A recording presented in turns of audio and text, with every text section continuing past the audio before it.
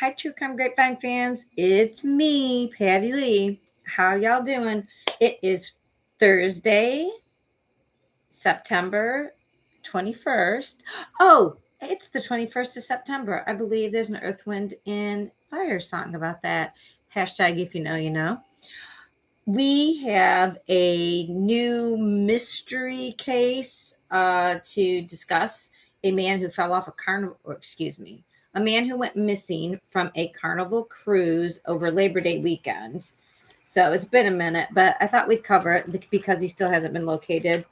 Um, we have an update on the Frankie Hillebrand case. There was a search warrant, and similar to the Koberger case, we got the applied for a search warrant, the affidavit, and then we got the return. So what they found and took away, because they list what they took from what they were supposed to find. So that was kind of interesting and a little disgusting, but that's our friends there. And there's some updates on the Delphi case, the deadly daycare case, and the family of four who was unalived in Chicago. So let's get into it. I'm spilling some tea and drinking some tea. My little South Cackalack uh, thrift store find. Woohoo! All right, so, and you might or may not know, but there is CrimeCon this weekend in Orlando, Florida. So a lot of our friends, if you don't see them on the interwebs, it's because they are traveling and getting to the area. So we should be seeing a lot of creators uh, be producing some content from CrimeCon. So that should be interesting. And I heard Alec Murdoch's lawyers are going to be there, as well as the prosecutor, Cretan Waters, playing with his band. Isn't that interesting? I heard this from Ikadma, who is on his way there, or he's there by now. But interesting that those people are going to be there. Of course, South Carolina and Florida, especially Orlando's sort of in the middle, more northern, kind of middle northern. I would love to see those people all in the room. And he did say he didn't think that when the Murdoch lawyers talk, if they're going to allow like tape recordings and stuff. So, but still very interesting, right? All right, so good luck to all of them. Can't wait to see what everybody comes up with. Last year, I believe it was in Las Vegas, and we saw Pretty Lies and Alibis, and Hidden True Crime, and Lori Hellis of Children of Darkness and Light. They all were there together producing some content. And there's the big names like Nancy Grace and then Brian Enton and I bet Nate Ethan will be there maybe. Anyways, so all the people we see on TV, you like me, hi, if you're here, I'm Patty Lee. I am your host of the True Crime Grapevine. I just watch so much true crime myself, and there's so much crime, not enough time. So if you have like a regular life, I was a stay-at-home mom for many years. I knit. I have my little crime kittens in there, but I watch a lot of TV and I watch a lot of true crime. So I thought, hey, my friends and family are a little sick of hearing me tell them, oh my God, did you hear this? So I started this little podcast just so I could tell people of like-minded interests like myself what was happening, and we could, maybe get some interaction and gossip. If you find this and you like it, please like and subscribe, blah, blah, blah, all the YouTube things. So I'm trying to do this under 30 minutes. I'll get going. Exactly on September 4th. That was the end of a 3-day cruise that left the port of Miami, went out. And I guess somebody said they called these booze cruises because there's a lot of drinking. It's just a 3-day little excursion. This one went to the Bahamas. A family and friends, about 40 of them, a group, went on this trip to celebrate their father's 60th birthday. So seemed to have been a great, wonderful trip. On the very last night, they were dancing into the night. There is video of Kevin. Kevin McGrath is a retired vet. He was in the Navy, I believe, which is kind of ironic. And and he went all the way. I mean, nothing happened to, well, I don't know what happened to him, but I mean, he was in service in Afghanistan and Iraq, and he was in very dangerous places for 6 years. He is 26 years old, and he's divorced from his wife. She has their 2 kids up in Tennessee. But I mean, this guy, and he has a twin, Andre, and it was his father Sean's birthday, and he was having a great time. Sunday night, they see him, as his twin said, who was sharing a cabin with him, that he saw him as late as 2 a.m. on the dance floor. And then we don't know. He disappears. Now his room card is swiped at 3:30. We can assume it was him or somebody using his card, but let's assume it was him. Now, the thing was, we don't hear any more from the twin, except that he saw him at 2:30 or at 2 o'clock, 2 a.m. on the dance floor. We don't hear about when he came back into the room, which that's sort of a missing piece for me. But anyway, what we do know is that the next morning at 7:30, everybody went to breakfast and they could not locate Kevin. Again, unclear if maybe Andre didn't go back to the stateroom. Maybe Andre hooked up with somebody. I mean, it's unclear why Andre didn't notice that his brother never returned. But regardless, by 7:30 at breakfast, they can't find him. They go look for him. He's missing. They do their own little search. They are pulling into port this morning. That over the night they were going back. So it happened someplace not too far outside of port. Whatever happened when it happened. They tell the staff, and it is time for people to disembark at this moment. This is now getting close to 10:11, and there's no sign of him. So what we know from the search on the Carnival cruise is that he did not disembark using his card anyway. There presumably is no video of him disembarking the normal way. The Carnival cruise then did tell the Miami-Dade police, who also searched the ship, I believe, and started looking. The U.S. Coast Guard was called by 11 o'clock, September 4th. They went out. They searched from September 4th through September 7th. They covered 3,300 nautical miles,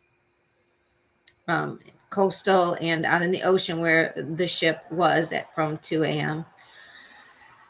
Nothing to be seen. Now, these ships have something called a detector for someone falling overboard. And the Carnival cruise said the detector did not go off. Now, I don't know what that detector is. And I don't know how great it works. I'm not sure about the technology. So if anybody knows about that, put it in the comments. That'd be great to know. But they said there was no detection of somebody going overboard.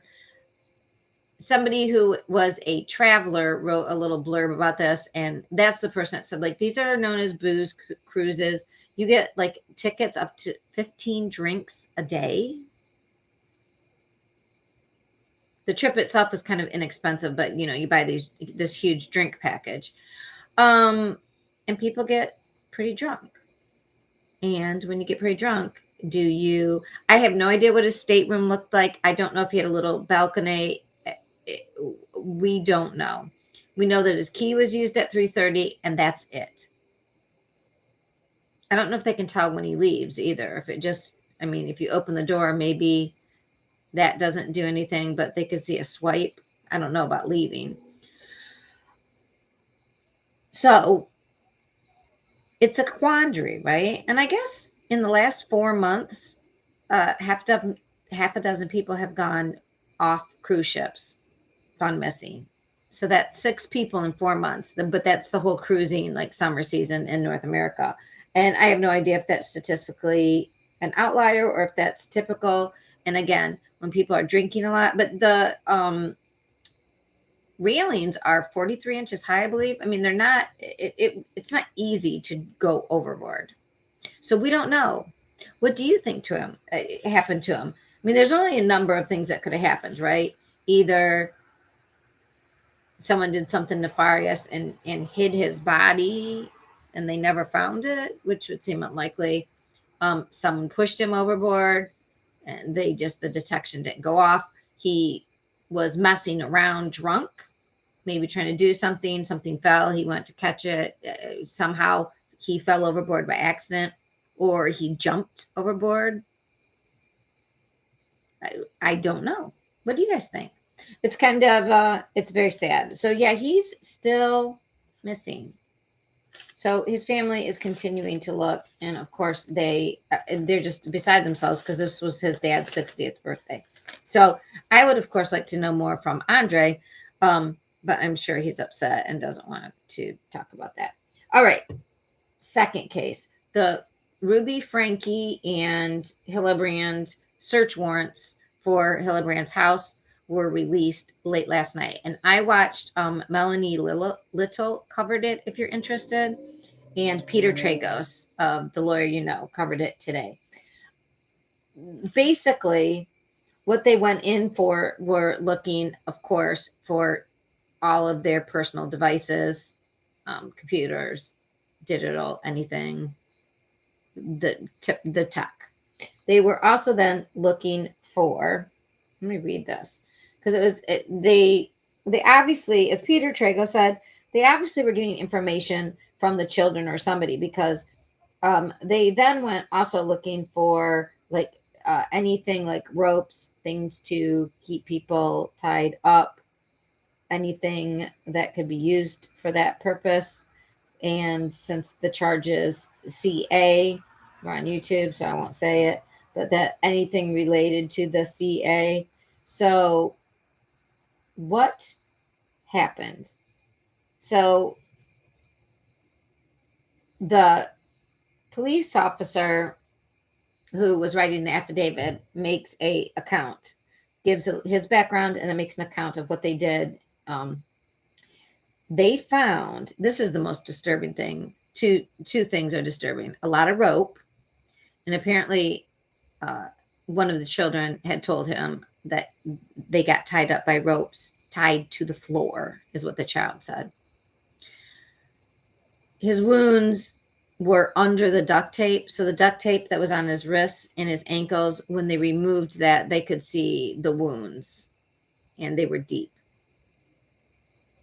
They were told by the child that gets in this report that they used cayenne pepper and honey on the wounds, which Peter Tragos had people answering him that that's some sort of holistic thing, cayenne pepper, but also it's painful. And the person said, I tried it once, I would never use it again, especially not on a child. So again, pain. I mean, I don't know why they didn't have like Neosporin. So they did go into the house and they found 5 laptops and 3 iPhones. The little boy did say that his 14-year-old sister, they should look for her. So she was on their list of things, like they were trying to find her.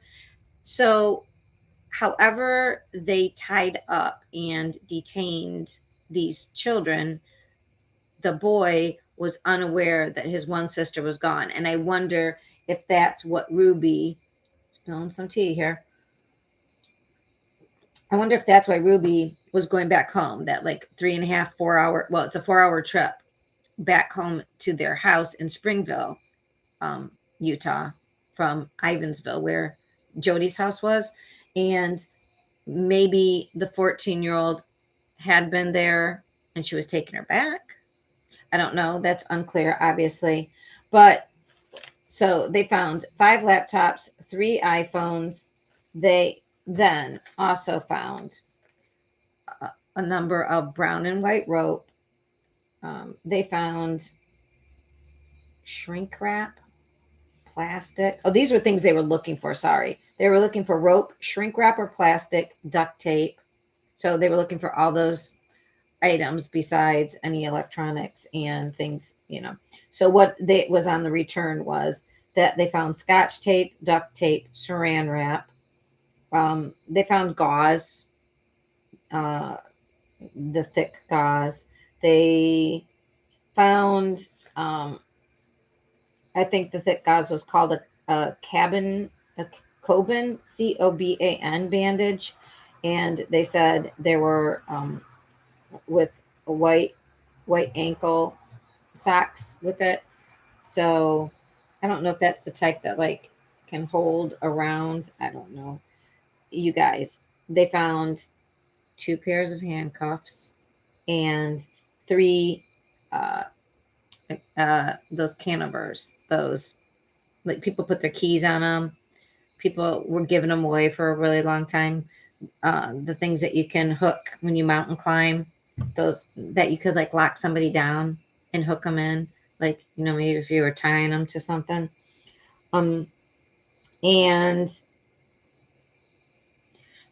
in a bowl with red liquid and a metal spoon, two of those. So it was about two of everything. Two links of the rope, two kids we can see. So then they also found though a journal. It just says a black book, so I don't know what book that might be. They found sticky notes and miscellaneous paper. And what Peter Trago said is when they write that, since they were charged, the affidavit said they could get anything related to CA. So miscellaneous notes means it somehow looks related to CA, not just that they were picking up random notes or journals. And miscellaneous, a file folder with miscellaneous paperwork. So yeah, tortured those kids. So that's what they found. And it looks like there's going to be more evidence. Maybe they had to read the journal. I don't know. The last time, that's why the hearing was pushed, because they said we just have too much discovery to go through. So, and it's obviously looking pretty bad. That's why they are kept in jail. So that's the Frankie update, the warrant. Now, the third thing is our updates on all our other cases. In the Delphi case, Richard Allen's team wants cameras in the court. So we should all be happy with that, right? Now, it wasn't until just this past May that Indiana rescinded a law they had that said no cameras in the court, no recordings.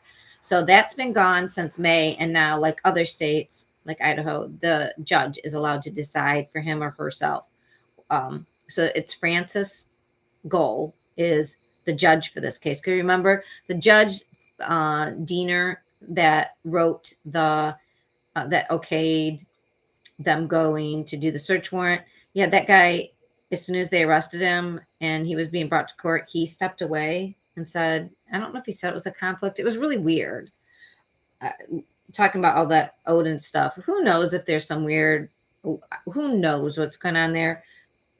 Something strange. But anyways, Frances Gull, I hope she decides to keep cameras in the court. It is new for Indiana.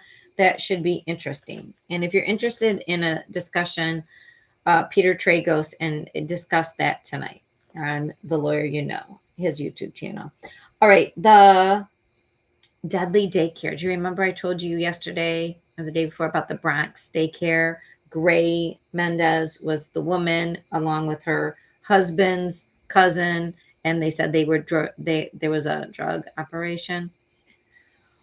Well, you're not going to believe this, but hey, they were tearing apart that apartment, and they found more drug paraphernalia and substances under a floorboard, under a trap door. So this was definitely a drug operation with the daycare as a front. How crappy is that?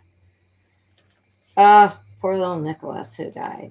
That was horrible. All right. And in the Roland Bartholomew family unaliving case that happened in Romeville, Illinois, a suburb of Chicago. We talked about that yesterday. It came out like in a grisly true crime with Gisela K Live. There was a press conference, and all of a sudden they're like, it was this Nathaniel Huey Jr., and there was a woman with him. So we know her name. It's Ermeline Palomo, and she was 50. And he said on Facebook, like he's in a relationship. He said he was married to her. Her family, which was the family that said she was endangered, They called that in Tuesday. She left Tuesday with him. It was her fiance. They said she wasn't married. They were going to be married. So they were, whatever. They said she did seem scared, was saying things like, tell my kids I love them. So something was going up.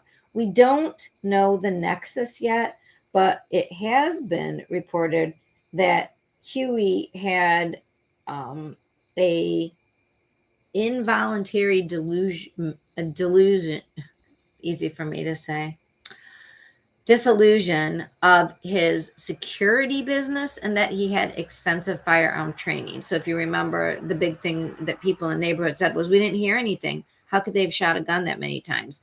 The house right next door has a bunch of little dogs. They bark at everything. So it was hypothesized that did they use a silencer? So the nexus, I don't know. His security business went under. Obviously, there was some bad blood there. I don't know if his company did security for one of the couple's employment places of employment, and something went wrong. He got fired in his business. It said an involuntary dissolution of his security business, so that doesn't sound good. So it sounds like maybe the father or the mother, somebody might have been involved in, he wasn't doing his job, and maybe they were a whistleblower. We don't know, though. That's my conjecture. That's all my speculation. But it is fact that he had extensive firearm training and that he had a security business that was recently dissolved a month prior to this. So we know in a lot of cases when there's violence that it's tripped by somebody having like a divorce or bad diagnoses or losing a job. That seems to trigger people. All right, those are the updates. Corey Richens is having a Dateline. Dateline is doing a show about that case. I love true crime, but I think once a crime has been committed, I think that we should have as much transparency as possible until there is a suspect. And once there's a suspect, I think then there has to be a media blackout until there's court, and that can be reported. And then there should be definitely cameras and audio in every court, because that would make sure that there wouldn't be as much problematic getting a jury that was not tainted by media if they didn't hear all about the suspect, how they got them, blah, blah, blah. And then that would all be released as soon as there's a verdict. That's like fair to everybody, I think, personally. And if there's victims who don't want to be on TV, I still think the Wagner case, we made fun of it at the time because the picture they went to, but they would just, if someone on the stand didn't want to be videoed, you could still hear their voice, but they would just go up and show a seal of something of the court. They picked something to focus on, and that's where they went. That's where they also went when the evidence that was graphic was shown. So there is ways to have the public understand what's going on in the court, and so they know that when it is reported, if the reporting is fair, because we can't judge reporting if we don't see the same thing and go, hey, that was pretty good reporting. I really liked how they did that. It seemed accurate. I agree. Versus, I don't know that person. So I think there's a way to keep juries clean, but then, and it also takes away a judge's ability to be like, well, we don't want blah, blah, blah. No, at that point, nobody knows anything, right? Hi, Kate the Great. So that's what I think about that. So what do you think? Do you think the media should be able to talk nonstop about the alleged person, or do you think that maybe we should not until it's court, but then court should be completely transparent? And obviously before, when the crime has just occurred, I think there should be as much media as possible, because we don't know who did the deed, and crowdsourcing works. We know this. from the Bethune, Red, White, and Bethune, who found Gabby Petito's van. We never would have found probably where she was until it was much too late without a YouTuber who was, doing their YouTube thing out in the world. And they helped do it because of crowdsourcing. So it can work that way, personally, I think. All right, you guys. So that's it. I will be here tomorrow night for the last live of this week because there's so much crime, not enough time. I will watch it for you, and then I will try to tell you within 30 minutes or less what went on in the last 24 hours. And please give me a comment below if you are interested in a case I haven't mentioned or covered, or any of your opinions on what I said. Would love to hear from you guys. You can like and subscribe if you want. KW says, sounds too much like a fundy. I don't get that last word. Am I too old to understand that? Anyway, I'll see you guys tomorrow. Have a good Thursday night. Bye.